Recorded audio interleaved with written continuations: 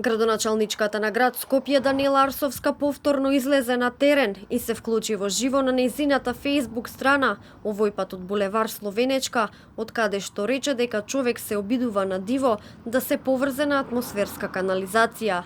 Во своето обраќање Арсовска рече дека и денеска добивала закани од одредени лица, иако се обидела случајот да го пријави во МВР, од полицијата испуштиле слушалка.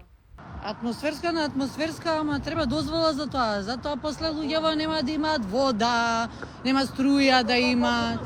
Бе супер, ама баш ми е гајле кој што прави, ти немаш дозвола. Се донере материјали, се исекле профили, диво приклучување во атмосферска канализација,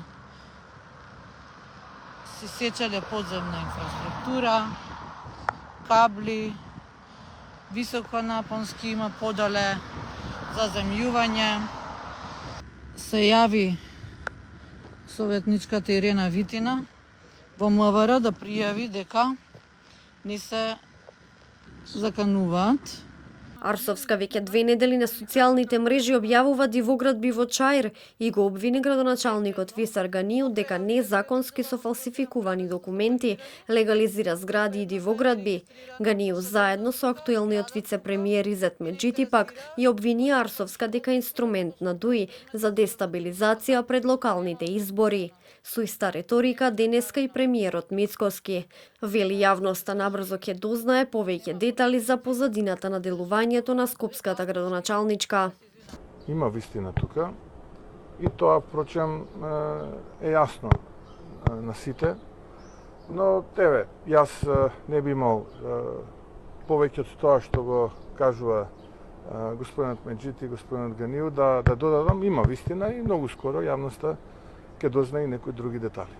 Арсовска пак преку социјалните мрежи одговори на изјавата на Мицкоски. Вели дека никој повеќе не верува во приказните за дестабилизација. Според неа, тоа е само одговор на криминалите.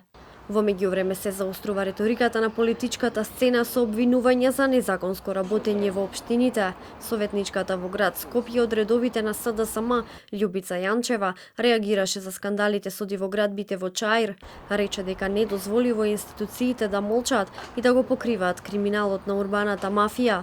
Каква корист имаат Мицкоски и ВМРО ДПМН од 150 дивоградби во Чаир? Зошто од ВМРО ДПМН ги штитат подобните од нивниот коалициски партнер Влен? Недозволиво е институциите да молчат и да го покриваат криминалот на урбаната мафија.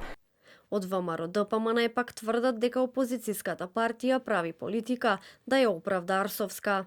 Општина Чаир има доставено во Агенцијата за катастар решение за поништување на легализацијата. Од управата им било побарано да достават платена административна такса и потоа легализацијата е избришана. Агенцијата за катастар не носи решение за бришење, туку постапува по конкретни акти на корисници, во случајот Општина Чаир. Инаку Арсовска во гостување во телевизија 24 рече дека имала сериозни закани по нејзиниот живот и ги обвини органите на прогонот дека не постапуваат за нејзина заштита.